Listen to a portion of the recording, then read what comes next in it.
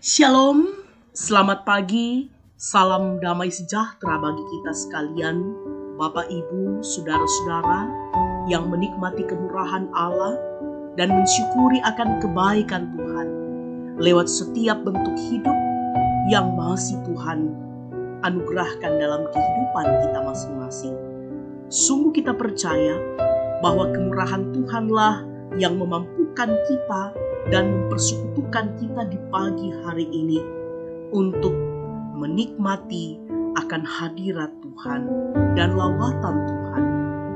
Dan karena itu, mengawali akan seluruh aktivitas kita di hari ini, Kamis tanggal 10 Februari tahun 2022, kita akan mendasarinya dalam nama Tuhan kita Yesus Kristus. Dan karena itu, mari Bapak Ibu Saudara-saudara, kita teduhkan hati kita dan mencari hadirat Tuhan di dalam firman-Nya. Mari kita berdoa. Hadirat-Mu Tuhan kami dambakan dan rindukan, sehingga sungguh ketika kami hidup melekat bersama dengan Kristus, seutuhnya hati kami adalah milik-Mu dan hikmat-Mu akan senantiasa kami pancarkan dalam setiap pikiran kami, tutur kata kami, dan sikap serta perilaku kami.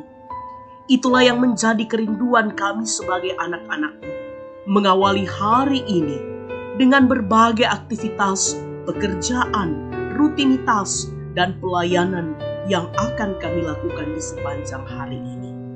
Karena itu Tuhan, kami rindu untuk mencari firman yang meneguhkan pengharapan kami, sehingga sungguh kami kokoh dan kuat dalam menjalani hari ini bersama dengan Kristus. Inilah kami Tuhan yang datang dalam kerinduan untuk disapa oleh kebenaran firman. Dalam keampunan Tuhan kami Yesus Kristus, kami berdoa kepada Bapa di surga. Amin.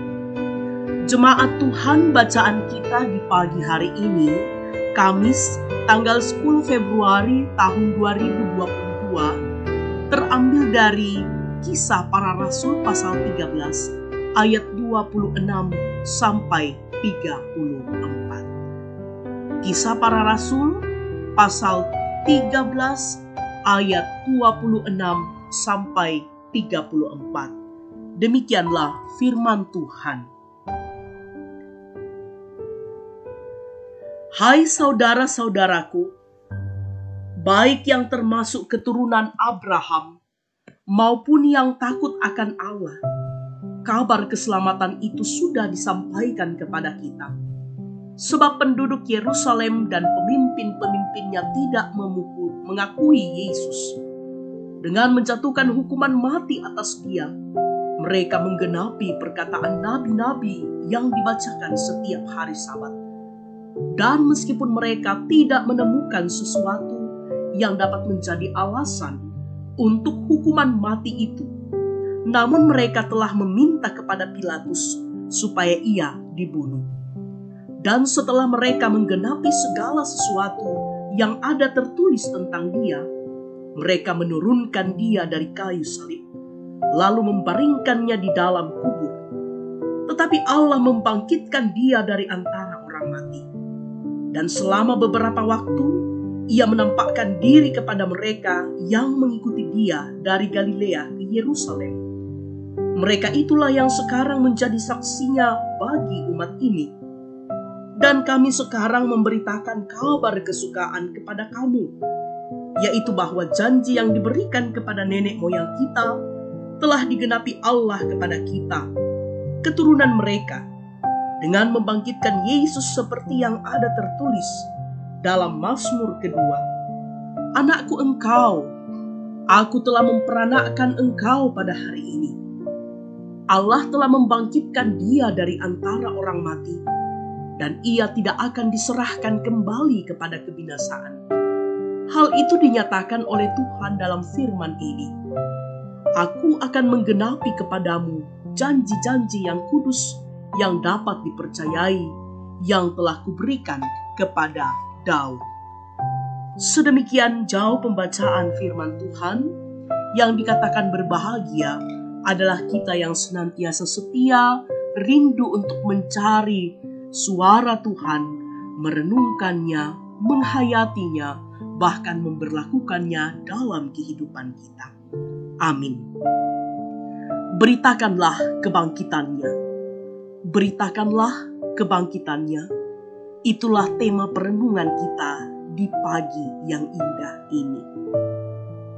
Jemaat Tuhan, manusia pada hakikatnya akan mati. Itu berarti segala aktivitas dan kegiatan di dunia ini sudah berakhir. Seperti ungkapan dalam bahasa Toraja, Pak Bonian Ritelino, dosuruga tuinan marendeng. Ini merupakan suatu ungkapan yang menggambarkan keadaan manusia di dunia hanya sementara, karena kehidupan yang kekal ada di surga. Karena itu hidup di dunia ada batasnya. Lalu bagaimana jika ada orang mati yang hidup kembali? Apakah kita akan percaya? Tentunya sangat sulit bagi nalar kita sebagai manusia untuk percaya. Jemaat Tuhan, hal itu yang terus dikumandangkan dan diberitakan Rasul Paulus dan kawan-kawan sekerjanya, bahwa ada yang telah mati tetapi telah hidup kembali. Ya, Dialah Tuhan Yesus yang telah dijatuhi hukuman mati, disalibkan dan dikuburkan oleh penduduk dan pemimpin Yerusalem. Kita bisa membacanya dalam ayat yang ke-27 bacaan kita. Namun dengan kuasanya, Ia telah bangkit. Dia hidup kembali. Tuhan Yesus telah menampakkan diri kepada murid-murid dan beberapa orang. Mereka semualah yang akan menjadi saksi kebangkitan Tuhan Yesus. Banyak orang yang tidak percaya dan menuduh bahwa mayat Tuhan Yesus dicuri. Tetapi dengan iman, Rasul Paulus dan rasul-rasul percaya pada kebangkitannya. Dia telah benar-benar bangkit dan sudah menjadi tugas Paulus untuk memberitakan kebangkitan Tuhan Yesus. Jemaat Tuhan, kita semua juga adalah saksi kebangkitan Tuhan Yesus. Sungguh kita telah mengalami dalam perjalanan kehidupan kita bagaimana Tuhan benar-benar hidup dan menyertai hidup kita. Ia menuntun kita dengan kehendak-Nya agar kita percaya dan dengan setia menjadi saksinya. Menjadi saksi kebangkitannya melalui sikap hidup yang sesuai dengan kehendak Tuhan, bukan hidup sesuai kehendak diri kita sendiri. Karena itu, beritakanlah kebangkitannya dalam kehidupan kita. Amin. Mari kita berdoa. Betapa kami bersyukur ya Tuhan bahwa kami ini adalah saksi kebangkitan Tuhan Yesus Kristus. Oleh karena iman dan oleh karena kesaksian di dalam Alkitab, kami boleh melihat akan kasih, anugerah dan kebaikan Tuhan yang tiada bertara dengan menyelamatkan kami yang penuh dengan dosa, umat yang telah binasa. Namun, karena kebangkitan Kristus, sehingga kami dianugerahkan hidup kekal, hidup yang baru, hidup yang dipulihkan di dalam Kristus. Karena itu mampukan dan kuatkan kami untuk terus setia memberitakan kebangkitan Kristus, setia untuk menjadi saksi Kristus, sehingga banyak orang yang percaya bahwa Yesus Kristus itulah Tuhan dan Juru Selamat. Bapa, kami percaya Tuhan terus menuntun perjalanan kehidupan kami, asalkan kami setia tinggal di dalam Kristus. Berkati kami semua Tuhan, Berkati keluarga kami, anak-anak dan cucu-cucu kami, baik yang bersama-sama dengan kami, pun yang berada di tempat-tempat lain, karena tanggung jawab dan pekerjaan yang Tuhan anugerahkan kepada mereka masing-masing. Biarlah kehidupan keluarga kami terus diikat dalam damai sejahtera Allah, dan kami dimampukan untuk menyatakan akan kemuliaan Tuhan dalam kehidupan keluarga kami. Kami bersyukur Tuhan bersama dengan orang tua dan saudara-saudara kami hari ini yang menikmati akan sukacita, anugerah, pemeliharaan Tuhan dalam hidup mereka melalui pertambahan usia ataupun berkat-berkat Tuhan yang lain yang Tuhan nyatakan. Karena itu sempurnakanlah sukacita kami semua, sehingga dalam menjalani hidup ini kami terus hidup dalam penyerahan diri kepada Kristus. Berkati orang tua dan saudara-saudara kami yang saat ini dalam hidup mereka sementara bergumul, baik itu yang dalam kelemahan tubuh, yang dirawat di rumah, yang sementara berobat jalan, yang dirawat di rumah-rumah perawatan atau rumah sakit. Tuhan, berikanlah kesabaran, perteguhkanlah iman dan harap serta percaya mereka. Dan Engkau senantiasa memberkati akan upaya pengobatan yang diusahakan atau diupayakan oleh keluarga dan pihak rumah sakit.